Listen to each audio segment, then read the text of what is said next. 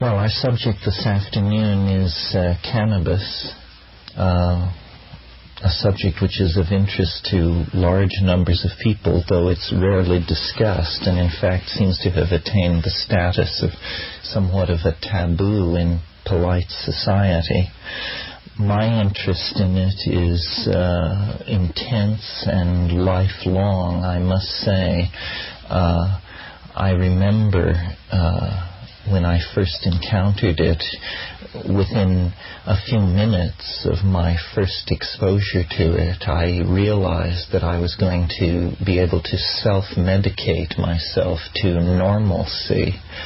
I was, as an adolescent, what's called a nervous child, and sort of had a personal style that was very hard driving and, I'm told, fairly abrasive. And it really came with the force of a revelation that the mere smoking of a small amount of vegetable material could completely invert the structures of my personality and socialize me, as it were, into a reasonably functioning member of the community in which I found myself. I first encountered cannabis in Berkeley in this Easter vacation of 1965, and it took a couple or three exposures to it before I really sorted out what it was doing for me. And I brought to it all the programming that my middle-class straight parents had given me concerning the subject, that this was the weed of death, that the road to hell was paved with this particular substance. But I also had been exposed to some of the literature of the Beat generation, the writings of Allen Ginsberg, Jack Kerouac, and some of those people. And within just a few months, I had integrated it into my lifestyle as really the central practice of my life, and it has remained so up until just 2 or 3 months ago, when, under the pressure of my apparently dissolving marriage, I stopped smoking in order to see really what sort of effect it would have. I was in the sort of absurd position of being in psychotherapy with a woman who I respected very much and who seemed to be a very skilled psychotherapist, except that she had no sophistication whatsoever about cannabis. And the therapeutic process kept looping back to the issue of my cannabis ingestion. And she would ask me, well, now, how many times a day do you do this? I would say 10 to 14. And she would say, and how many years have you been doing this? Well, 25, 26, 27. And finally I saw that it was impeding the therapeutic process, not in its physical effects, but in its effects on her attitude toward me. So I determined simply to stop in order to remove this issue from the menu of issues that we were dealing with in this therapeutic process.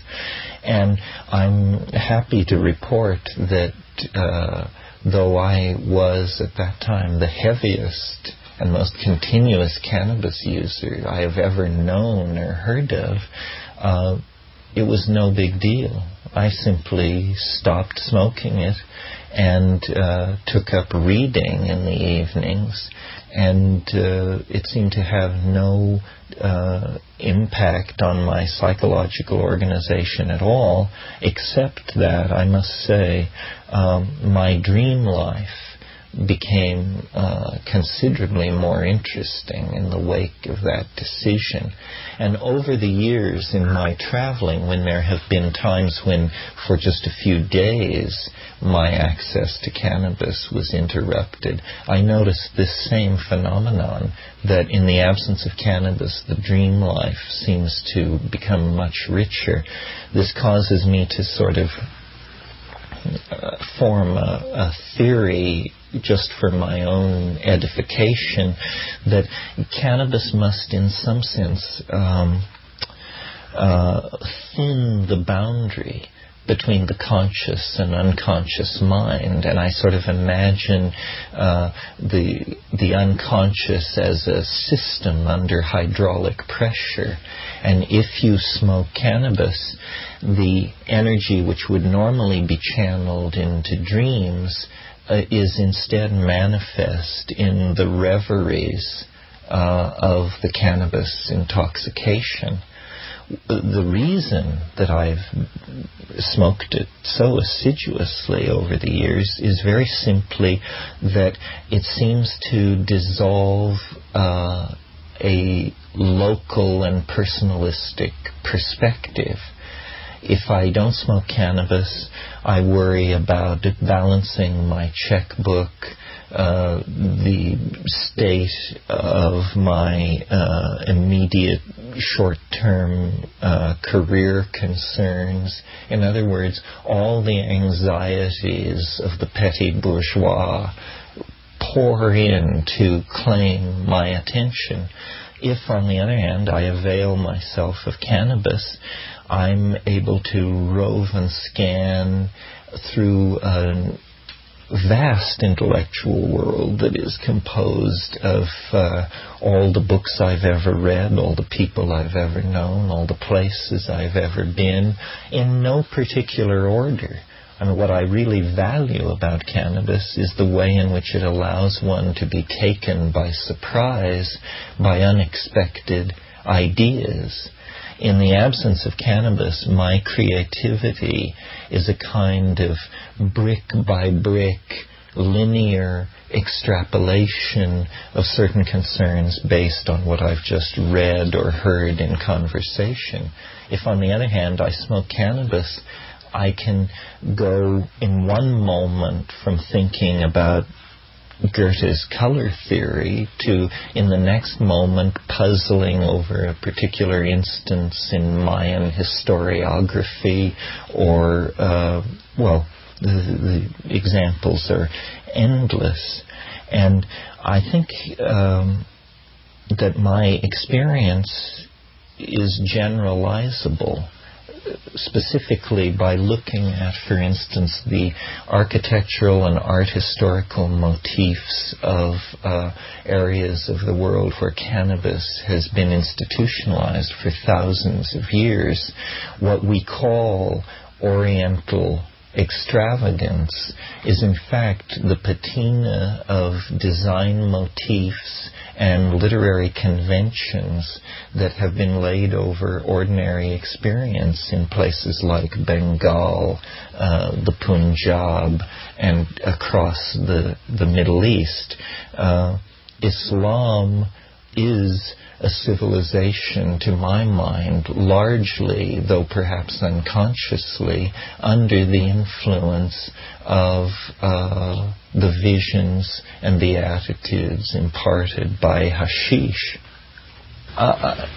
When I attempt to analyze, in the broadest sense, what the influence that cannabis has on myself and on large groups of people who use it, it is that it seems to exert a kind of feminizing influence. It's a boundary-dissolving drug, but a very gentle boundary-dissolving drug. It doesn't dissolve boundaries in the spectacular way that the mega hallucinogens do. Of all the drugs that have been used by mankind over the centuries, I would venture to argue that cannabis is the most benign. Certainly, more money has been spent trying to find something wrong with cannabis than has ever been spent on any other drug, and the findings are woeful.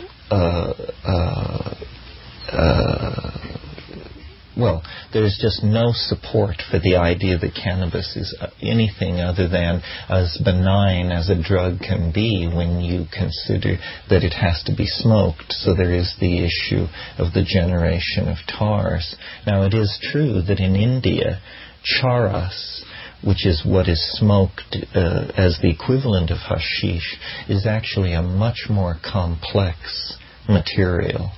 Charas often contains opium, nearly always contains datura, parts of the datura plant which contain tropane alkaloids, and it usually is held together by resin binders from various varieties of pine trees.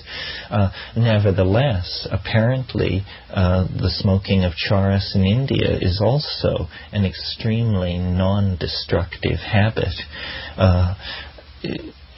Alcohol, on the other hand, is demonstrably one of the most destructive of all social habits. I mean, I think what a bright world it would be if every alcoholic were a pothead. What a bright world it would be if every user and abuser of speed and caffeine were a pothead. It seems to be a plant which has evolved in very intimate association with human beings from a very early time, and hence whatever deleterious effects it has, we have managed to accommodate ourselves to them very well. One of the most interesting things about cannabis as a cultural phenomenon, I think, is, first of all, notice how cannabis is the resin product of the hemp plant. The hemp plant is, since the Neolithic forward, the preferred source of fiber and cordage. And I think it's interesting to note how the language of story and the technical language of weaving are very, very similar.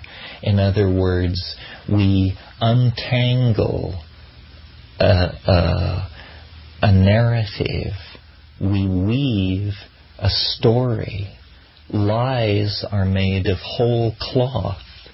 All of these words which describe the use of fibrous materials are also the words that we use for storytelling and narrative. And I think it's because probably these two concerns, weaving and storytelling and linguistic facility, go back and find themselves in congruence in the hemp plant. The other thing that's interesting is that in the cultivation of hemp for resin purposes, for drug production purposes, all the emphasis falls upon the female plant. The male plant does not produce a usable drug material, and in fact, female plants, if in the presence of male plants, become contaminated with male pollen and then produce an inferior drug product. So hemp it literally demands the honoring of the female.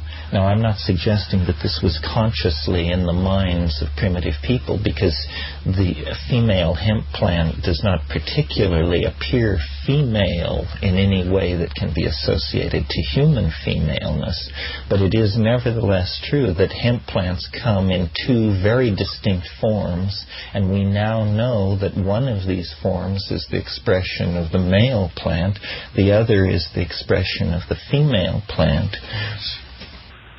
So waves of Gailanic resurgence that have been coming and going since the Neolithic seem to me in many cases to carry along as one of the appurtenances of the Gailanic sensibility, devotion to this particular drug and this particular plant above all others.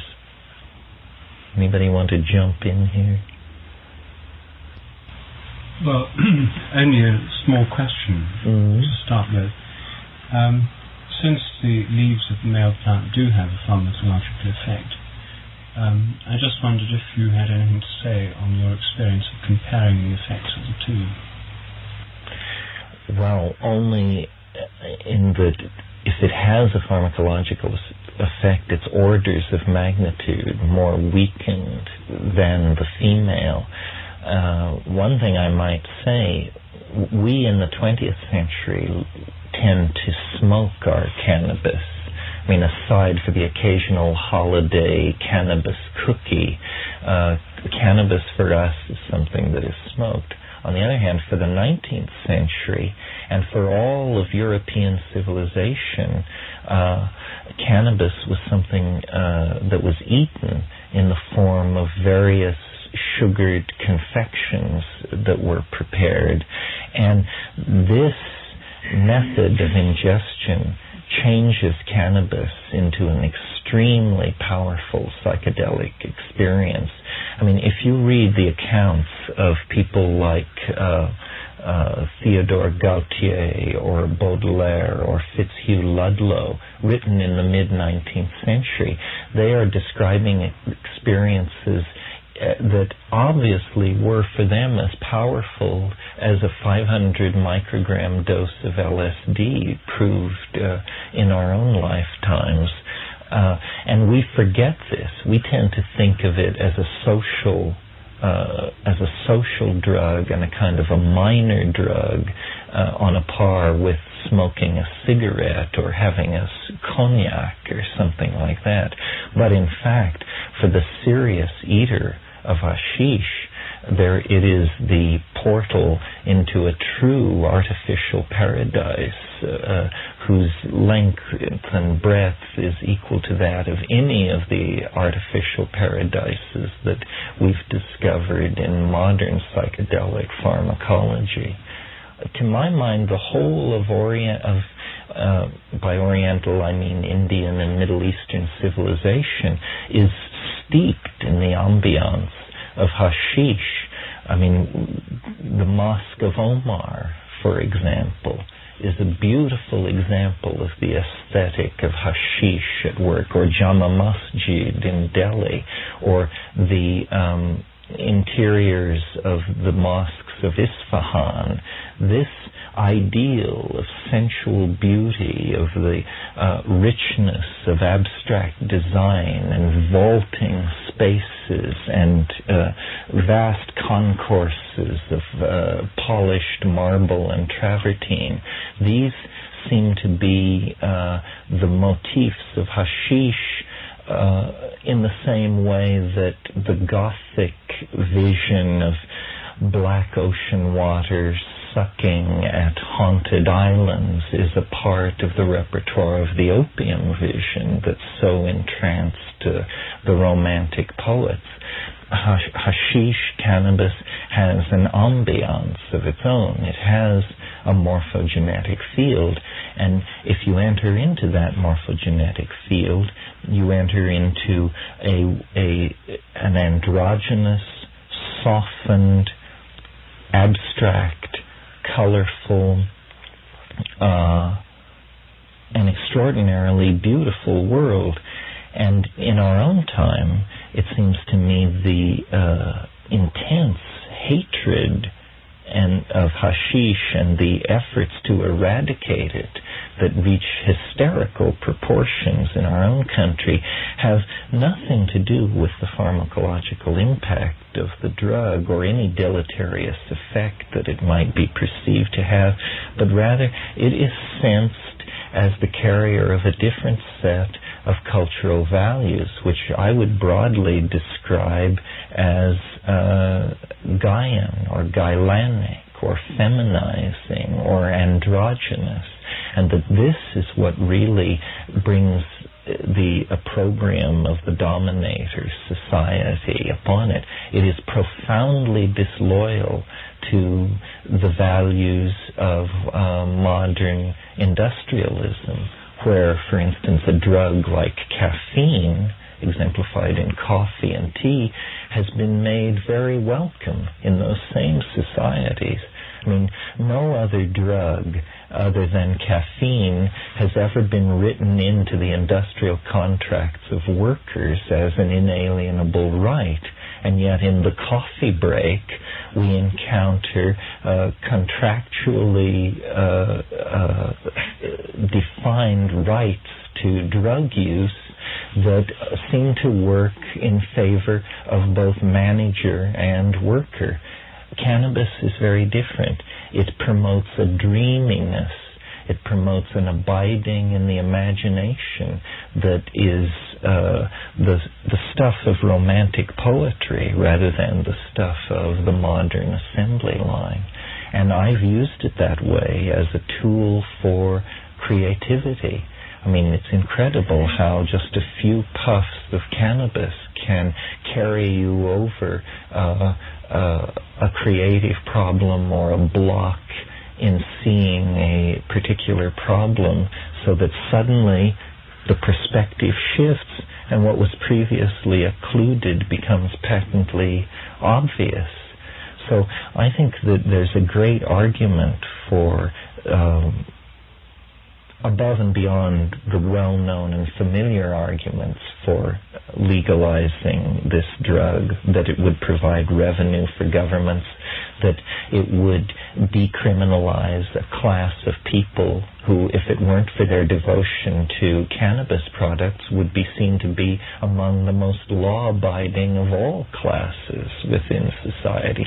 These arguments are familiar and have been made very eloquently by other people. But behind that, there's a deeper issue, which is the zeitgeist, if you will, of cannabis, which carries a certain implied danger to establishment values, which put such a premium on clear-eyed hard work and Presbyterian rectitude.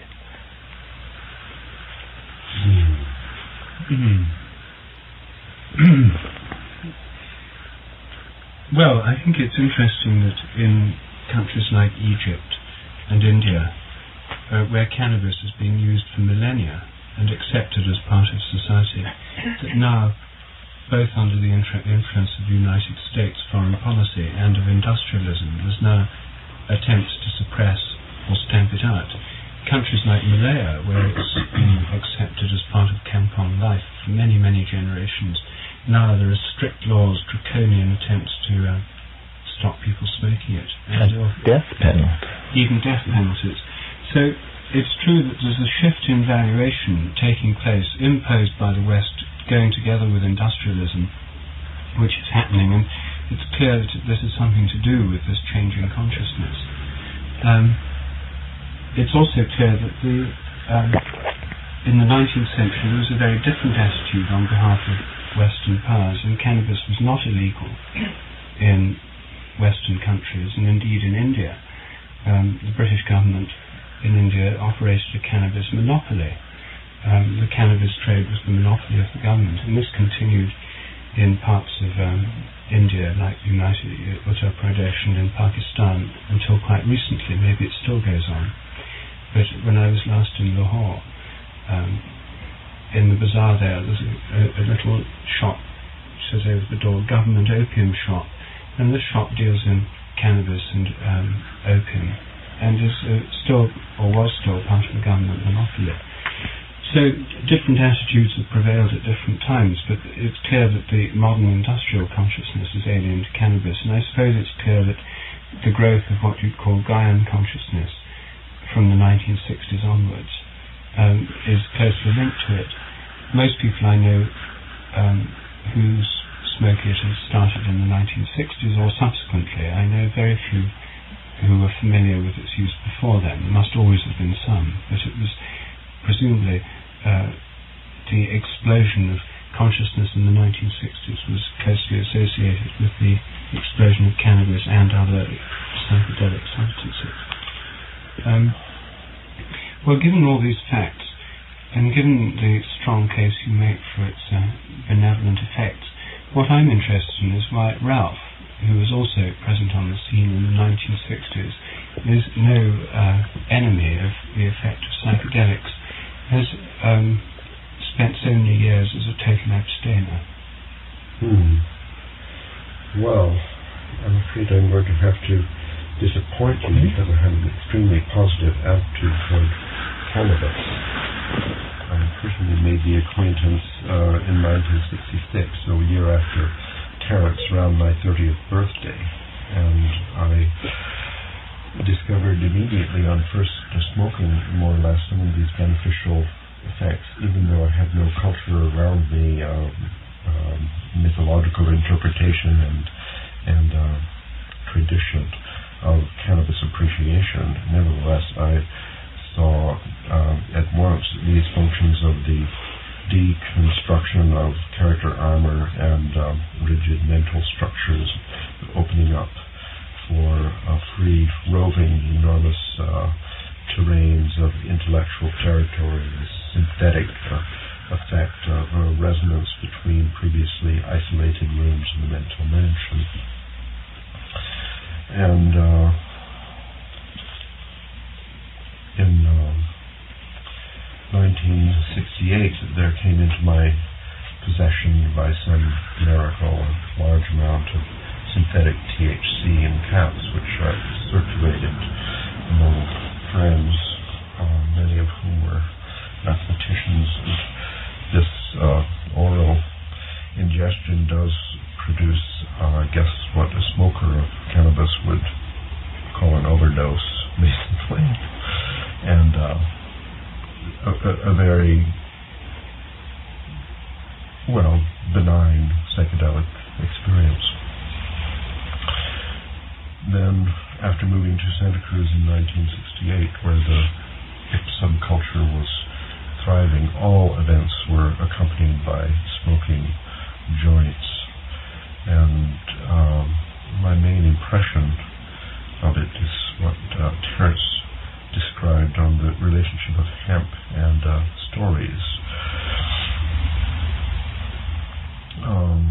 I've learned this word diaphanous from you, Terence, thinking of triaphanous, the triaphanous web that we weave in our meetings, this kind of strong coupling, enhanced resonance was, in my experience, characteristic of the cannabis experience. So we started with the chant Om Namo Shivaya, and in India the smoking of charas is a most commonly it's a form of puja for Shiva. Daniel Rue has emphasized the history of the Shaivite religion as preceding the arrival of the Indo-Europeans, the Aryans, into India. It's associated with the Dravidians now living in the south of India. And he identifies also this Shaivite religion, prehistoric religion, with Orphism in Greece. Shiva, Orpheus, this is the same. So the association of cannabis and Gylany, I think, is a very reasonable conjecture on prehistory, that cannabis was an important crop in Mino and Crete, was an important ingredient in the Dionysian revels before alcohol took over it was maybe the secret and most important ingredient in the maintenance of the dynamic partnership societies of the prehistoric past.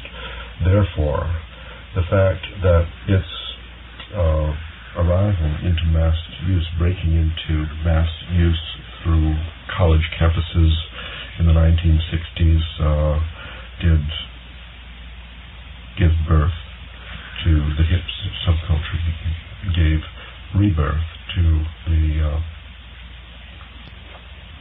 Gyranic resurgence wave, yet another Gyranic resurgence wave in the 60s. So this is the pretty powerful benefit for the argument in favor of the free availability of cannabis in a society. It has beneficial effects, which are not only a little bit beneficial, as, for example, creativity, enhanced health, or something like that.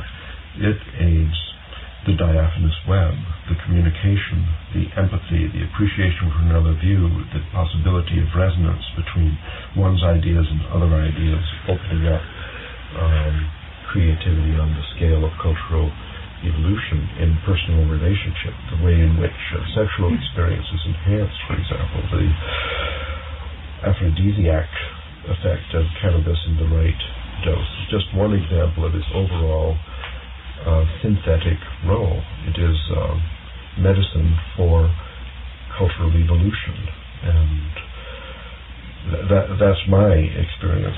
But if you want to know why I stopped, I think, during the time that I did make friends with cannabis, I was also doing LSD a lot, and then mushrooms a lot, and other psychedelics and so on. So it was sort of a package deal. I found it convenient finally to experience with the other side an alternate behavior in which there would be a focusing on a tiny point of consciousness to a kind of focus and concentration maintained over a long period of time, which brought its own benefit, another kind of benefit. So after synthesizing and deconstructing armor and obtaining new views over vaster territories in some way, you want to produce a product, like proving a mathematical theorem, which sometimes takes 7 years of concentration on a single point in consciousness. This kind of activity for me seemed to be enhanced by abstinence from everything, from newspapers, from other people's stories, from dinner party talk and so on, and from large parts of my own consciousness, just focusing on a point. I found, experimenting with every different variation of behavior, that in order to accomplish my goals, say around 1980, when I quit all psychedelics for a while, trying all these experiments in varying parameters, I found that the least of everything, indulging in a process in India they call syncretizing, giving up everything and then bragging about that. This brought about more and more increase of the performance for myself that I was seeking at that time. And this is like an elite athlete searching for ultimate performance, of trying to break some kind of world record for focusing on a point. It's even what I was doing was difficult and required rigid discipline. I invoked these ideas of yogic discipline that I had learned in India, and they're responsible for a certain kind of ultimate performance, as cannabis and other psychedelics enhance a completely different kind of ultimate performance. And I suppose this is, I guess you could say, another binary of focusing and defocusing mental states. In my current state, now more than 10 years old, I realize is approaching the breaking point, and soon it may be necessary for me to relax on a fairly massive scale in order to regain novelty in my approach.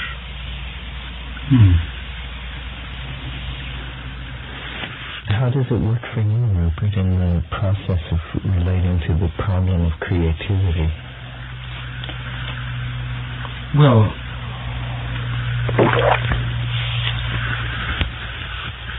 I think there are two things I'd say. One is that it seems to create a much greater sense of ability to concentrate.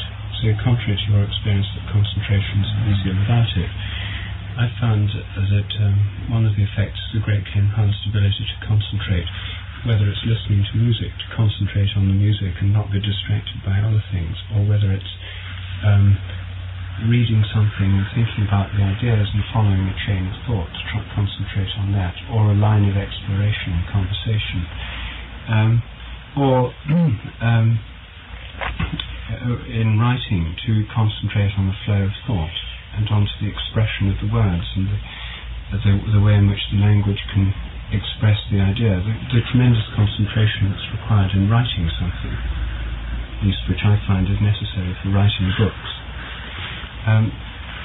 or thinking out the structure of a chapter or of an argument. I find that it's a great aid to concentration, partly because, as Terence says, it makes it possible to enter a state where these become things of importance, and the everyday concerns about checkbooks, banks, mailing a letter, this kind of thing becomes secondary importance. So it may be partly by removing the niggling preoccupations of mundane existence that it becomes easier to concentrate. The second effect I found, which I have a great deal to thank the cannabis plant for, is that in relation to places, the spirit of places, the spirit of trees, the spirits of plants, and the spirits of sacred places too, temples, cathedrals and so on, that it gives an enormous enhancement of the sense of connection and relationship, which is otherwise normally filtered out by this chattering internal dialogue of the banal kind, which goes on much of the time. So that, I suppose, would fit with what Terence says about the dissolution of boundaries. There's a much greater sense of connectedness. But there are two other things that come in train with this. One, as Terence noted, a suppression of dreams. Whenever I'm not a constant smoker, of the kind that you were, Terence, more sort of occasional. But in periods when I don't smoke at all, then I notice a much greater intensity of dreams. I remember more dreams. They seem to be much more vivid. Periods when I'm smoking, I don't remember dreams at all, usually. So there is this curious suppression of dreams, and I don't really know what to make of that. There's also an effect which I think is a negative effect of cannabis, and which is one of the reasons why governments and industrial civilizations try to suppress it, which is that because it produces a kind of physical relaxation, which allows the mind to expand and journey and one's psyche to connect and so on. This, I think, the other side of that coin is that there's a kind of toning down and tuning down of the whole springs of action of the body. So one's perfectly content to sit around doing not very much. It doesn't produce a tremendous urge to go and empty the dustbin or do chores around the house and that kind of thing. And indeed it's this kind of activity which is easily identified by external observers as physical laziness, which is the reason for its bad reputation in countries where it's habitually used. In Kashmir, for example, I was staying in Srinagar at one stage, and I had an agricultural project in Srinagar, and I was staying with a friend who was studying Kashmiri Shaivism. So I had my job, and then I was staying with this fellow, and we were talking about this, and he said, well, have you ever been to one of these shrines where, Sufi shrines, durgas, where cannabis smoking is tolerated as part of the standard pattern of society, but where you see why there is a negative image of this, hashish smoking in such societies, which you also get in Egypt and so on. I mean, some of the middle-class image of cannabis smoking in India and in Malaya and elsewhere is a bit like the middle-class image of winos and methylated spirit drinkers and so on in the West. We went to the shrine, which was the shrine of a Sufi saint, and attached to it was a smoking room, and this room was full of people smoking hashish, sitting around the walls, and there was a place there where you could buy it. So we sat down and had a puff, and it was a dreadful revelation to me when the man sitting next to me spoke to me in Urdu, and he got bleary eyes, he'd got several days' growth of stubble, he was in ragged, smelly clothes. He pulled out a picture of himself, a kind of identity card thing, of himself smart in a uniform, said, I used to be a bus driver until I started smoking, now look at me, that's what it's done to me, he said as he took another puff. I've lost my family, I've lost everything. And so there was a kind of the negative, the shadow side of it, which I saw then more clearly than ever before or since, which certainly fitted with what rather prim middle-class people in Malaya and India and in other Oriental countries have told me about its habitual usages, which made it clear how it could accumulate this negative image, how it could cause alarm in people who don't want the habit to spread in modern, efficient industrial societies. And this is certainly associated in my own experience with the fact that the mental expansion is bought at the price of a certain physical lethargy. So I wonder if that's been your experience. Actually, it hasn't. I'm interested in the question. It has to be said that cannabis is chemically complicated.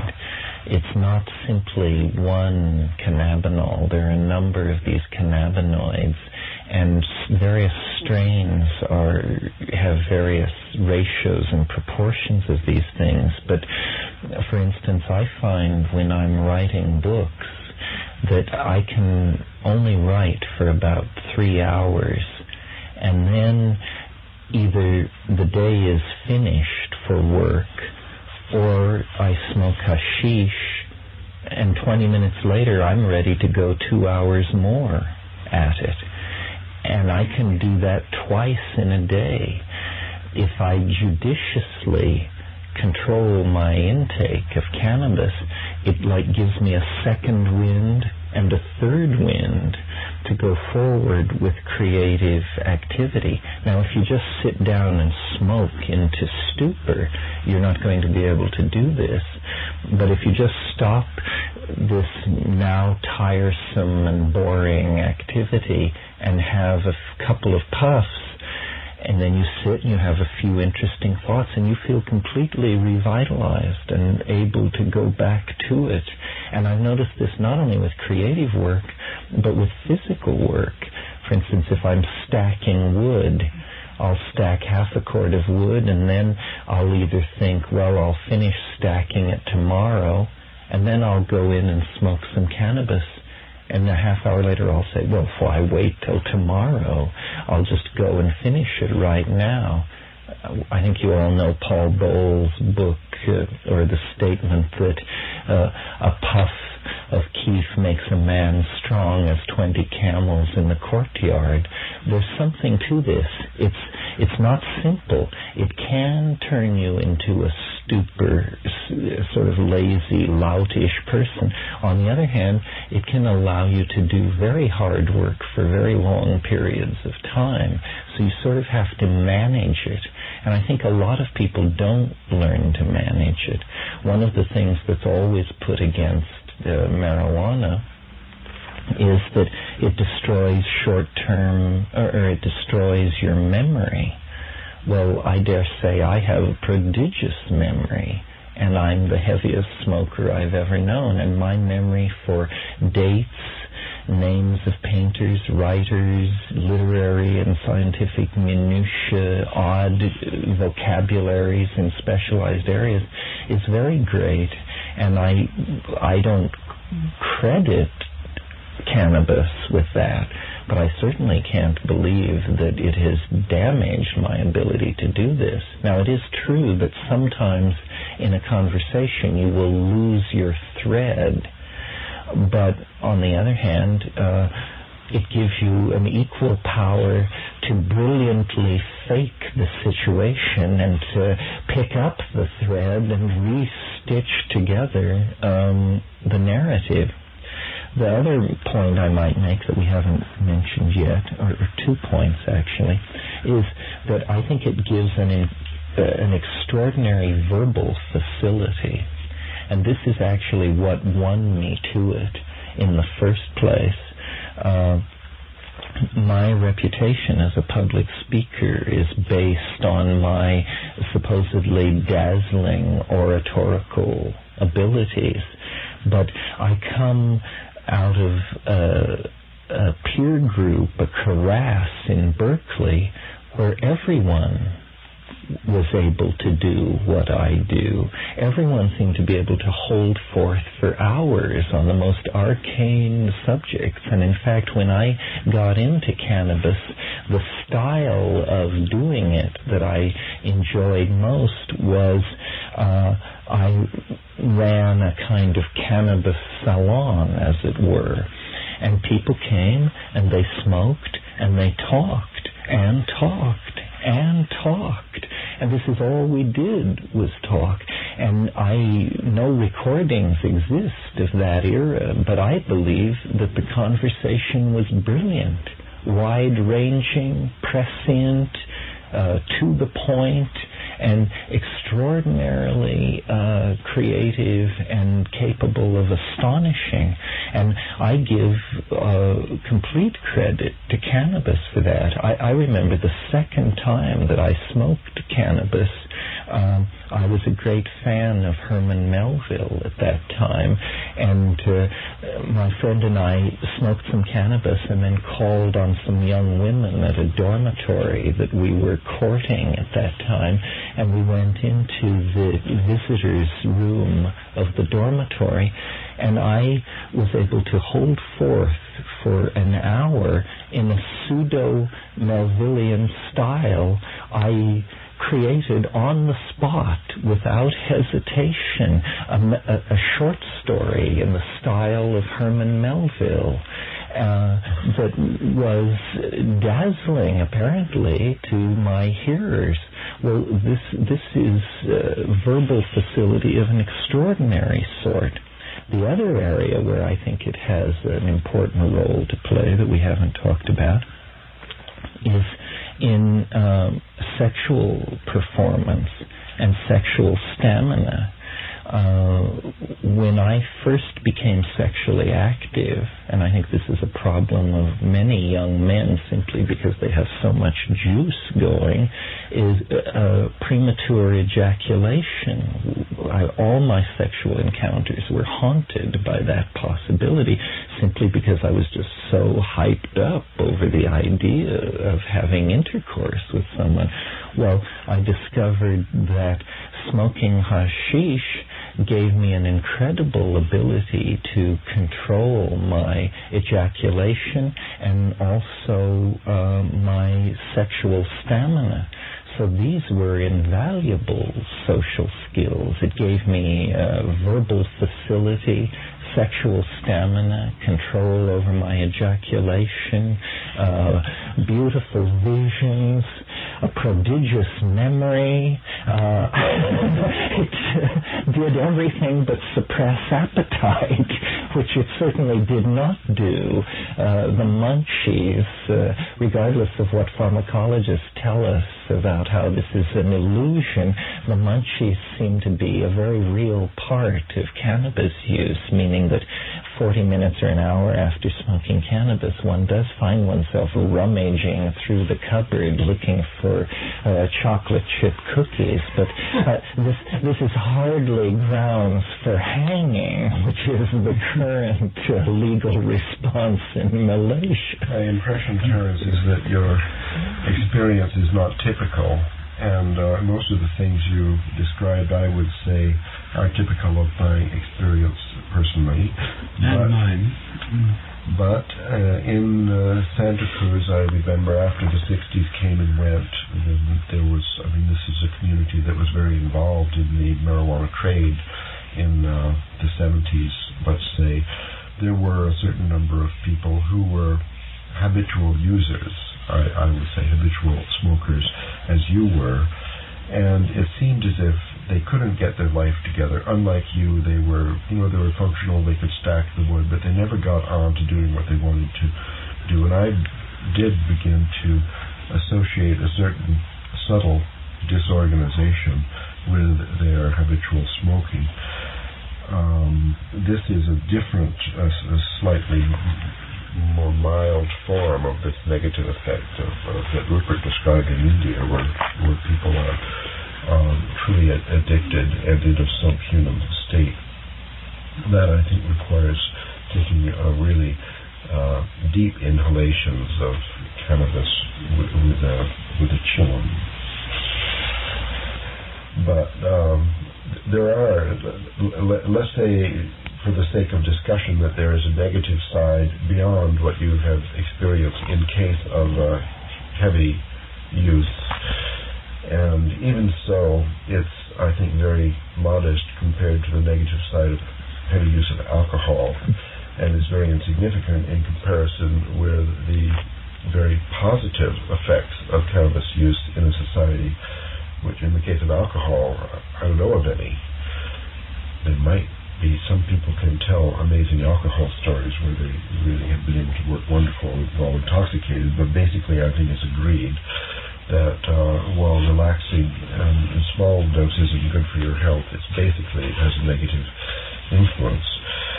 It brings up the question then, I know you both thought about this, why is it, how is it that cannabis, in spite of these beneficial effects, its benignness and so on, is so strongly regulated and forbidden all over the planet now?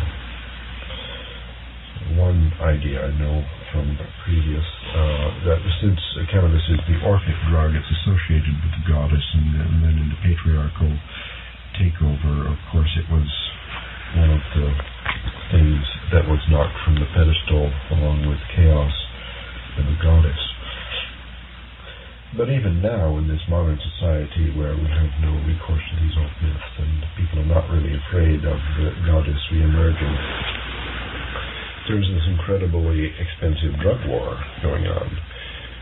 People are not speaking of cannabis now, I think, because the atmosphere for it is much more hostile today than even 10 years ago.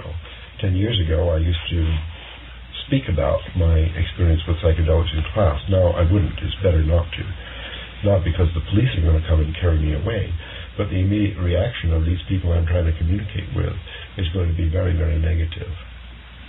More negative than if I was alcoholic and put in jail for driving while intoxicated. So some kind of paranoia about whatever cannabis represents to people, the significance and the mythological, this paranoia is on the increase in this decade, and I wonder why you think that is. Well, first may I say that I think this paranoia is somewhat polarized, in that there is a rising paranoia in the United States, which has partly been exported to countries like Malaysia. The paranoia about cannabis in Europe is definitely on the decline. Cannabis has been effectively decriminalized in Holland, in Switzerland, in Italy. Even in Britain, even in the Thatcher regime, there was an article recently in the newspapers saying that something like 90% of the people the police catch with small amounts of cannabis are now let off with a caution, not even fined. In Italy, the possession of small quantities of cannabis is not a criminal offence, and even somewhat slightly larger ones is treated on a par with parking offences. you get a ticket or something, minor fines. And the movement, even in Britain, which is probably the most closest to America in its in general attitudes in Europe, there's been a progressive attitude on the part of the police and even increasing numbers of legislators and judges towards decriminalising the use of cannabis. De facto, in small quantities, this has actually happened. So rather than zero tolerance being the rule, there's in fact been an increasing tolerance in most European societies to the use of cannabis over the last decade. And full-scale legalization may not yet have come, but this has happened de facto in various parts of Europe. There are streets of Zurich, for example, where you can sit in the street at cafes and smoke openly. There are certain streets where it's tolerated, unwritten agreements. There are parts of Amsterdam where it's sold over the counter in cafes, even advertised, different brands of it. There are cards up with prices on public display. There has been a countervailing move in Europe, and so it's not as if this hysteria is gripped everywhere equally. Then we'll be seeing increase of novelty and cultural evolution in Europe outstripping developments in the United States, according to our to some benefits. It may in fact be happening. I mean, I certainly feel much more at the center of novelty when I'm in Germany, where, by the way, people smoke cannabis in restaurants and quite openly. The United States seems to be on a kind of fundamentalist religious bender that and its attitude toward women's reproductive rights and drugs and all these things that is making us a kind of pariah in the first world. I mean, we represent values which are incomprehensible to educated Europeans. One thing that occurs to me that I'm sure Rupert would have enthusiasm for because it involves his grassroots science thing. This question of, does it make you lazy? Does it give you energy? Does it destroy your memory? Does it enhance your memory?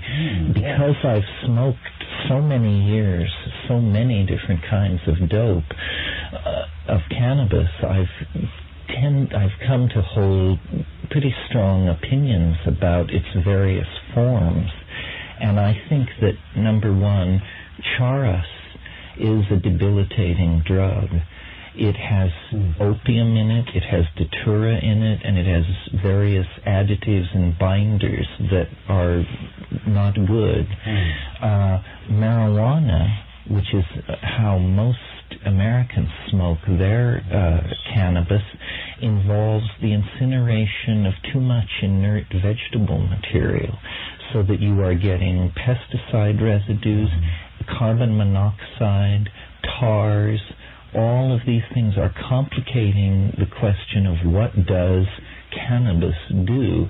To my mind, the true test of whether or not cannabis is what the pharmacological effects of cannabis are, we should almost restrict our discussion to high-grade Lebanese hashish, which is truly nothing but the compressed resin of the female cannabis plant.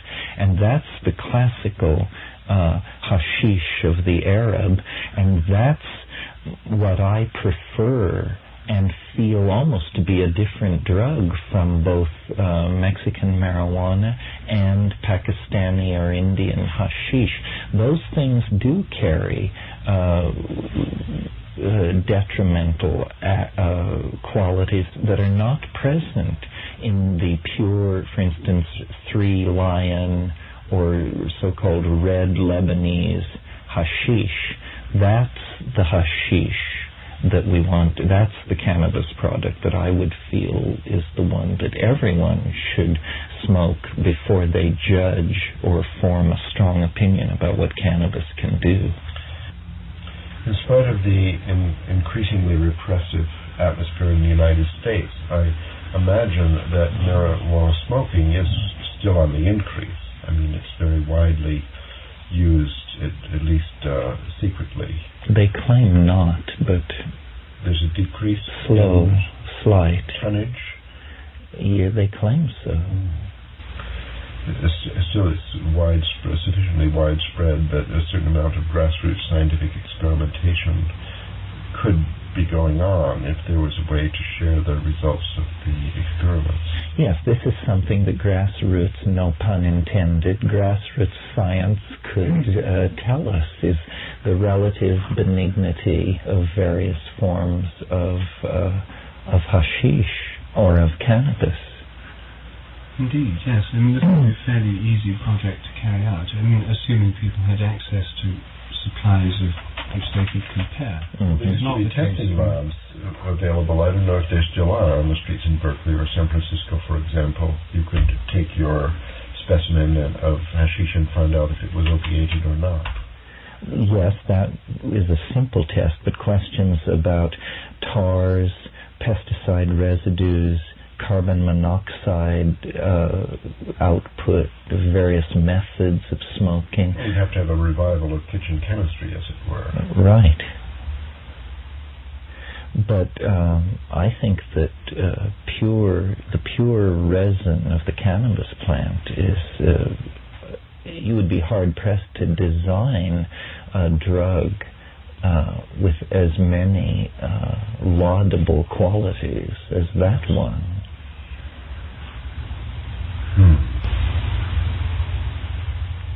So then perhaps we should consider what would happen if the trend that's happening in Europe anyway continues, if cannabis is actually legalized, which is, as I say, it's already de facto legalized in parts of Germany, Switzerland, Italy, even to an extent in Britain.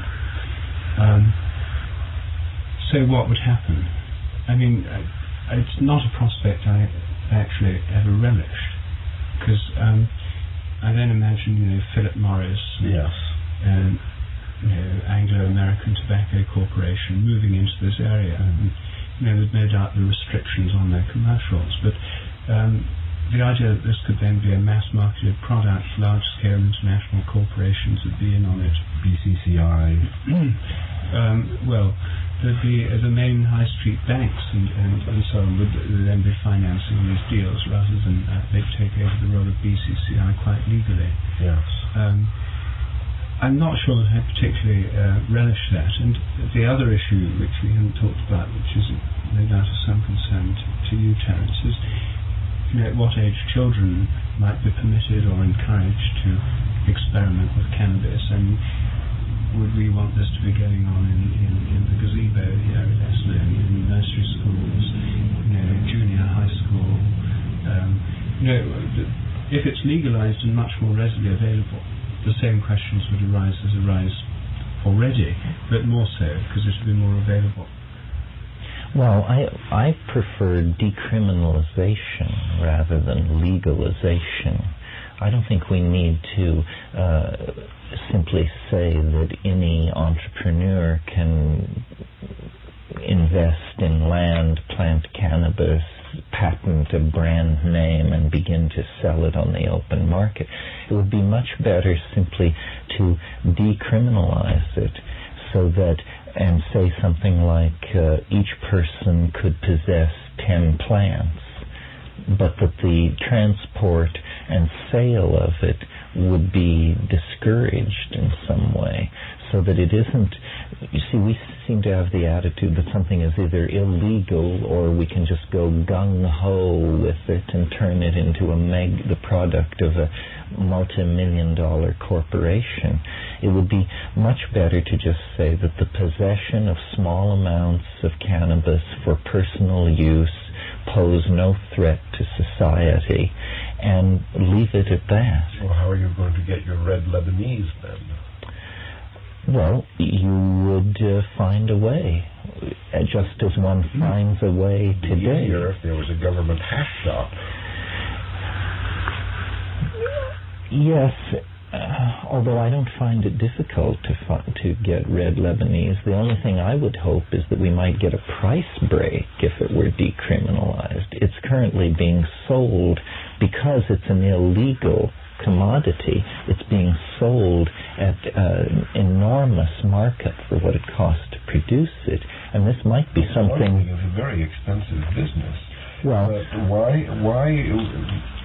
we have legal alcohol and so many other things? Why not simply legal so there can be shops, there can be huge industries, and there can be gourmet growers using special methods and... Like wine, you mean? Like wine, exactly. Well, but then you have these problems which Rupert is pointing out. That once more it's handed over to Madison Avenue to be turned into something where they can't simply say it's available to those who want it. Well, people living in downtown New York City are not going to be able to grow 8 or 10 plants themselves. I was recently in downtown New York City, and I examined a pot garden that would have been the envy of any resident of Humboldt County. Well, real estate is expensive. Spare bedroom with grow light bulbs is expensive, and that's all right. But I think, why not legalization? What are the problems? Well, probably this would come. And then it would be, as far as the question of children, it would be available, it would be restricted to people below age 18 or something. Right.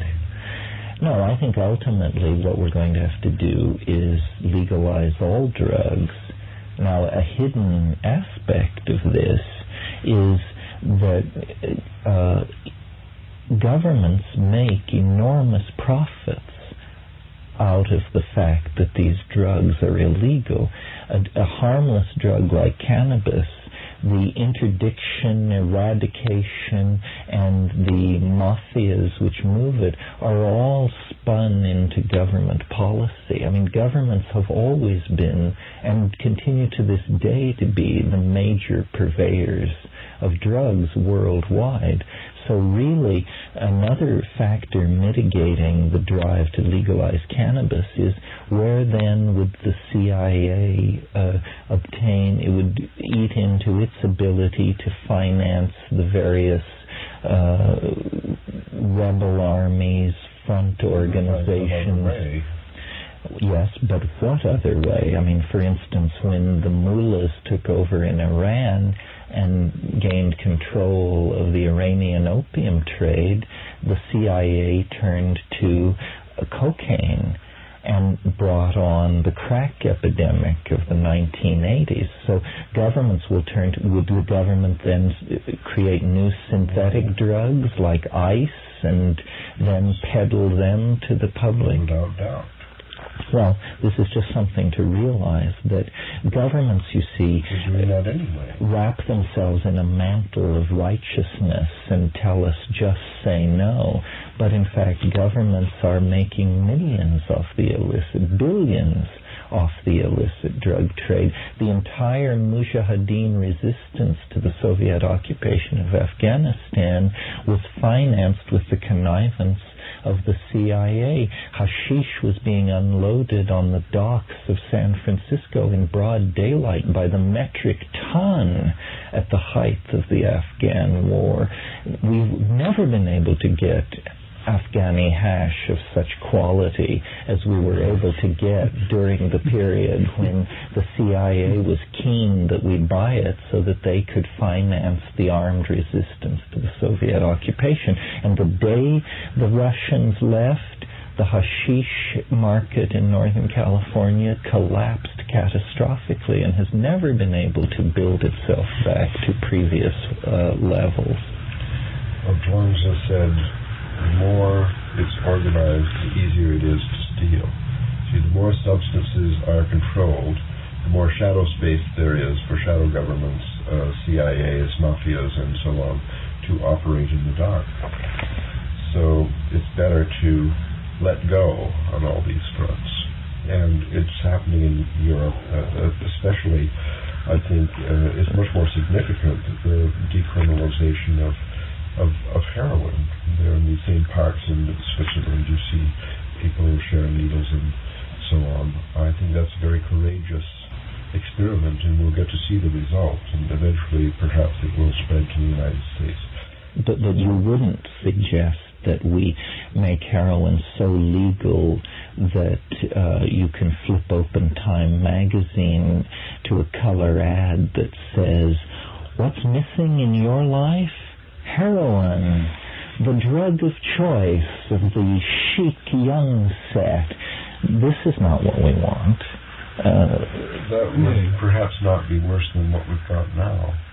I think that I feel as badly about tobacco as I do of many of these other things.